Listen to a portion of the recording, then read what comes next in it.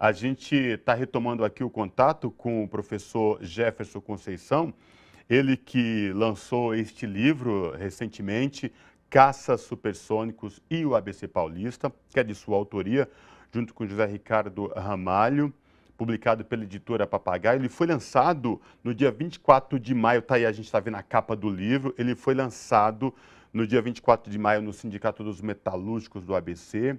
E essa obra examina como a região do ABC Paulista, conhecida por sua indústria automotiva, se transformou para atrair investimentos tecnológicos, especialmente na produção dos caças supersônicos, aí da sueca Saab com os Gripen. E ele fala também da mobilização política e as estratégias institucionais que impulsionaram essa diversificação industrial, destacando aí os desafios e avanços do projeto ao longo de 13 anos de pesquisa. Lembrando que a época que o Brasil pensou na aquisição de comprar caças supersônicos, tinha aí uma disputa muito acirrada entre a sueca Saab, né, a francesa Dassault e também com uma empresa estadunidense. Tá? E, portanto, esse livro é muito importante. O professor Jefferson da Conceição. Já temos o professor aqui de volta com a gente. Oi, professor, e agora? Vamos testar esse áudio? Olá, Cosmo e amigos do Bom para Todos. Prazer de estar aqui. Maravilha, maravilha. Agora sim, com o áudio tudo perfeito. Professor Jefferson Conceição, vamos falar então um pouco deste livro para os nossos telespectadores aqui da TVT e também os nossos internautas nas redes sociais, tanto da Rede TVT como também da Rádio Brasil Atual, falando Caças Supersônicos e o ABC Paulista. Esse tema, este título do livro, é um pouco sugestivo pela importância do ABC Paulista, hein, professor? Sim, Cosmo, exatamente. O objetivo desse livro foi resgatar um período rico que a região viveu, especialmente entre 2010 e 2023, em que ela fez uma série de esforços para buscar se conectar com um edital internacional aberto pelo governo brasileiro de compra de aeronaves supersônicas. Aqui na região do ABC, a gente não tem a produção aeronáutica em grande densidade, mas ainda assim a região se apresentou dizendo, olha, nós não temos a produção aeronáutica, mas nós temos a produção do alfinete até a chapa de aço, até a indústria automobilística e outros produtos. E, portanto, vários itens que compõem uma aeronave supersônica podem ser produzidos aqui. Então, a gente se colocou nessa condição e o livro objetivou resgatar esse período de 2010 a 2023. Professor, por que vocês no livro, vocês afirmam que o livro, que a indústria da defesa combina perfeitamente com a indústria instalada na região do ABC Paulista? Sucintamente, a indústria de defesa é uma indústria de alta tecnologia envolvida, ela traz transbordamentos para vários outros setores, para a indústria da comunicação, para a indústria automobilística, para a indústria alimentar e tantas outras. Tá? A indústria de defesa ela tem essa capacidade de gerar inovação, e essa inovação ali gerada, basta ver o e-mail, o GPS e outras ferramentas que a gente usa hoje, elas são derivadas da indústria de defesa. E a indústria de defesa, ela tem um orçamento que, via de regra, nos países oscila. Tá? Uma hora está lá em cima, outra hora está lá embaixo. Então, as empresas que atuam na indústria de defesa precisam de um faturamento mais constante. Então, nós aqui temos indústrias de autopeças, indústrias de alimentos, máquinas, equipamentos e tantas outras. Então, veja, muitas das nossas empresas podem compor linhas complementares, atuar na indústria de defesa e, portanto, garantir um faturamento mais constante, porque na hora que o orçamento da defesa cair, ela tem outras linhas para poder operar. E na hora que as demandas crescerem na indústria de defesa, ela já está apta para produzir. Então, com essa riqueza da indústria metalúrgica, em especial da indústria química também, que nós temos na região do ABC, a gente se capacita e evidentemente, obtendo determinadas certificações, em determinados investimentos, determinados processos de formação, a gente pode participar dessa riqueza, dessas demandas que a indústria de defesa vem propiciando nas últimas décadas, e basta ver agora, nesse momento em que o mundo está em tantos conflitos, o quanto que ela está presente no nosso mundo contemporâneo. Professor Jefferson Conceição, eu lembro que a época que surgiu a possibilidade da aquisição por parte do governo brasileiro desses caças supersônicos, tinham 3 grandes indústrias aí na disputa. A sueca Saab, a francesa Dassault e a estadunidense a Boeing. E aí eu queria lhe ouvir sobre as estratégias e políticas utilizadas aí desses atores, instituições da região do ABC para aquisição no caso aí vencedor da Saab, né, o Gripen da Saab, que foi o vencedor e que o governo brasileiro acabou adquirindo, mas também queria ouvir também dessas estratégias e políticas envolvendo vários setores da sociedade, como à época a Prefeitura de São Bernardo do Campo, comandada pelo prefeito Luiz Marinho, hoje ministro do Trabalho e Emprego. Queria lhe ouvir sobre essa questão também. Exatamente. A avaliação técnica das três aeronaves envolvidas, dessas 3 empresas, a saber, o Gripen da Saab, da sueca Saab, o Rafale da francesa Dassault e o Super Hornet da Boeing, a americana Boeing, a avaliação técnica é feita pela fábrica. Então, quem conhece a aeronave e define os requisitos necessários que nós queríamos, que o Brasil queria para fazer as aquisições, quais eram as exigências do ponto de vista de motor, do ponto de vista de freio, do ponto de vista de fuselagem, tudo mais que se envolve uma aeronave supersônica, integração de armamentos, etc. Isso é feito pela FAB, tá certo? Agora, neste momento em que a FAB apresenta um relatório em 2010, no início de 2010, dizendo, olha, as 3 aeronaves atendem às nossas demandas, as 3 aeronaves.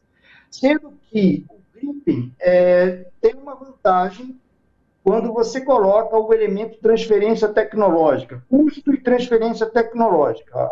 Então, a FAB disse, as 3 atendem, o Gripen tem uma pontuação a mais por causa da transferência que o projeto apresenta e a questão do custo de aquisição e manutenção. Quando isso acontece, há uma série de iniciativas feitas por parte da região do ABC, você mencionou os atores, liderados pelo então prefeito Luiz Marinho, pelos sindicatos dos metalúrgicos do ABC, mas com presença também importante de alguns empresários e de representantes da academia. Há uma série de iniciativas buscando um processo de aproximação com essas empresas e com muito destaque a Saab, com visitas à Suécia, com processos de intercâmbio entre universidades, com sindicatos assinando protocolos internacionais entre eles, sindicatos de Brasil e Suécia, por exemplo, assinaram um protocolo conjunto, a realização de missões envolvendo gestões públicas, academia e empresas, missão à Suécia. E da parte da Suécia, o investimento, por exemplo, em São Bernardo do Campo, antes da divulgação da empresa vencedora, de um centro de inovação, o CISB, da ordem de 50 milhões em São Bernardo do Campo. Então, esse processo de aproximação foi uma estratégia que a região adotou para participar dos investimentos. No centro desse alvo, vamos dizer assim, estava a busca de atração de uma fábrica de aeroestruturas aqui para a região do ABC. A ideia era ter uma fábrica de aeroestruturas ligada à produção de caças supersônicos na região. Tá certo? E com isso, um processo também de envolvimento de universidades e empresas fornecedoras junto a essa fábrica. Nós conquistamos. Em 2003, a presidenta Dilma decide pelo Gripen. Em 2018, 2020, a fábrica tinha seus primeiros ações de produção aqui na região do ABC, em São Bernardo. Nesse sentido, foi uma conquista. No entanto, a questão do envolvimento de universidade e de fornecedores, eu acho que ainda deixa a desejar, nós precisamos forçar para que isso se aprofunde ainda mais. E, professor, dentro disso que o senhor traz para a gente agora, assim, o Arranjo Produtivo Local, APL, da Defesa e Segurança do Grande ABC, estava alinhado com essa estratégia, muito bem lembrado no livro, a participação da região no projeto do Gripen, da sueca Saab, e com essa questão da reconversão da industrial na região. Isso traz um ganho tremendo, não só para a região, envolve toda uma cadeia produtiva, mas também a questão da troca de experiência, né? Porque a decisão pela compra, aquisição do Gripen, da sueca Saab, vem nessa linha que o senhor mesmo falou, né? Que é a questão da questão de transferência de tecnologia, e isso traz aí um ganho para toda a cadeia. Exato, Cosmo. A questão fundamental, do ponto de vista da região do ABC, é o enfrentamento de um processo de desindustrialização. Vou dizer que, de modo mais amplo, o que está em jogo na mesa é uma busca de enfrentar a desindustrialização. Só que o enfrentamento à desindustrialização passa por se conectar com investimentos de tecnologia. Essa é a perspectiva que melhor se apresenta para a região. Indústrias como a de defesa, a gente já mencionou aqui, você acaba de falar da questão da transferência tecnológica, trazem isso. Você precisa ter capacitação tecnológica de centros de pesquisa, universidade e de operários também para montarem um avião desse. Não é fácil você trabalhar com os compostos, os materiais compostos, com todo o sistema hidráulico, sistema de eletricidade, os sistemas da aviônica de um avião desse. Então, você precisa capacitar trabalhadores, capacitar engenharia, trabalhar pesquisa e desenvolvimento. E, de preferência, você saber fazer. Então, saber fazer significa aprender. Então, a Suécia, nesse sentido, especialmente a Saab, ganhou a licitação, em parte porque ela apresentou um projeto em que metade da aeronave seria produzida no Brasil, ao passo que franceses e americanos, você comprava um produto muito bom, talvez até melhor, eu não sou da área, mas os militares que entrevistamos, eles disseram, olha, a aeronave americana está pronta para ir para o ar e abater quantos forem necessários, ela é temida. Uhum. Mas se você quiser aprender a fazer uma aeronave supersônica, quem apresenta um projeto de mais integração, de fazer parte aqui, parte lá, de trazer engenheiros para ensinarem aqui, de levar trabalhadores e engenheiros para a Suécia, para aprender. O próprio sindicato metalúrgico também enviou suas lideranças sindicais, olha, ficaram alguns dias na fábrica na Suécia. Então, veja, o processo de learning by doing, ou seja, aprender fazendo, aconteceria melhor com o projeto GRIP.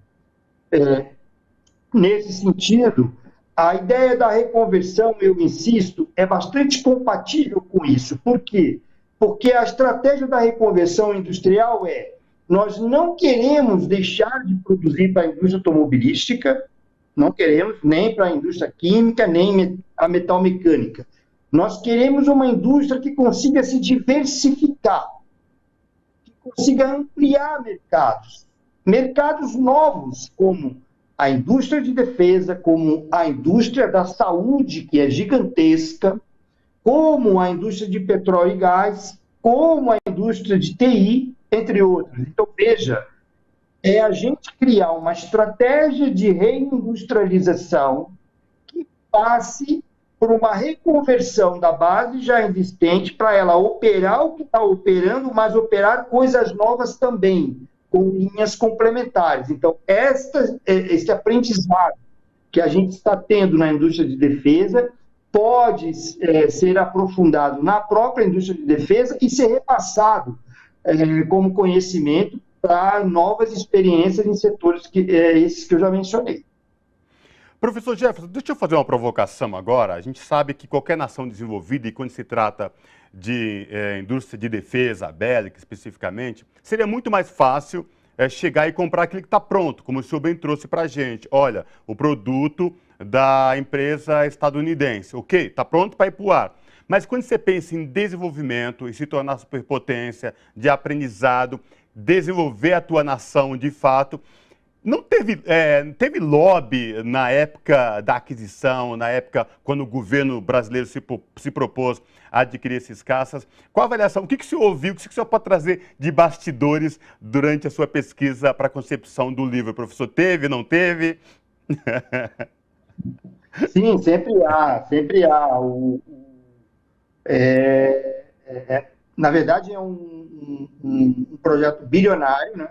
Sim. Então, nós estamos falando aí, a compra de 36 aeronaves supersônicas circula aí em torno de 6 bilhões de dólares, sendo que, como se trata de um ciclo de vida, quando você compra um caça supersônico, você está comprando um equipamento de 30, 40 anos, que permanentemente ele precisa ser atualizado.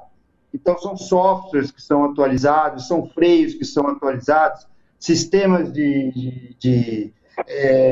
aerodinâmicos. Então, aquela aeronave, aquele conjunto de 36 aeronaves viram dezenas de bilhões, tá certo? Então, é um projeto grande que, evidentemente, o lobby está presente o tempo inteiro, tá certo? O tempo inteiro. Uma curiosidade muito importante é que, como um projeto de bilhões de dólares, em determinado momento, o prefeito Luiz Marinho, isso eu presenciei, começou a ouvir uma palestra de um militar sueco em particular, e eu não vou mencionar o nome, mas era um militar sueco, e ele mencionava, né, porque o avião consegue fazer tem tanta de autonomia de voo, ele consegue atingir tal velocidade, etc, etc. E o Marinho falou, olha, não sabemos disso, mas não é isso que vai definir a compra. O Marinho falou, olha, o Brasil, antes de estar comprando uma aeronave de combate, está comprando uma parceria geopolítica. E qual dos 3 países vai nos oferecer a melhor parceria geopolítica e tecnológica? Qual? Então, o seu discurso não pode ser só qual é o voo, qual é a que abate mais precisamente o seu inimigo. Não, o seu discurso tem que ser, olha, além das aeronaves, nós vamos oferecer uma cadeira no Conselho de Segurança, nós vamos oferecer transferência, vamos ensinar vocês a fazer o avião, vamos participar com vocês de exportação para a Colômbia, para a África do Sul, para a Índia, vocês vão agora ser nossos parceiros no comércio exterior de aeronaves. Então, veja, você acaba colocando no seu poder de negociação algo que não consiste só do conteúdo intrínseco da aeronave. E esse momento foi decisivo porque começou ali a mudar a preferência do governo brasileiro do que antes era a preferência pelos franceses, depois foi para os americanos, aí teve a crise do Edward Snowden divulgando lá os grampos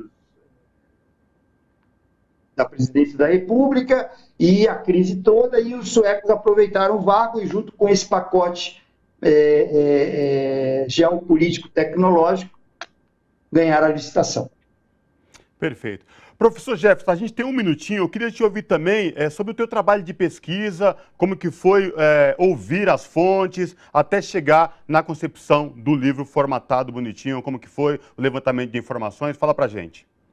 O livro foi um trabalho de 2 anos que eu fiz juntamente com o professor José Ricardo Ramalho, um projeto do meu pós-doutoramento na Universidade Federal do Rio de Janeiro, e nós fizemos durante esses 2 anos um levantamento extenso de tudo que foi publicado nesse período e também dos documentos oficiais públicos disponíveis. Então, há uma série de documentos no anexo do livro e tão importante quanto foram as 14 entrevistas que fizemos, longas entrevistas, com gestores públicos, empresários, sindicalistas, representantes das Forças Armadas, representantes da academia e também representações da Suécia.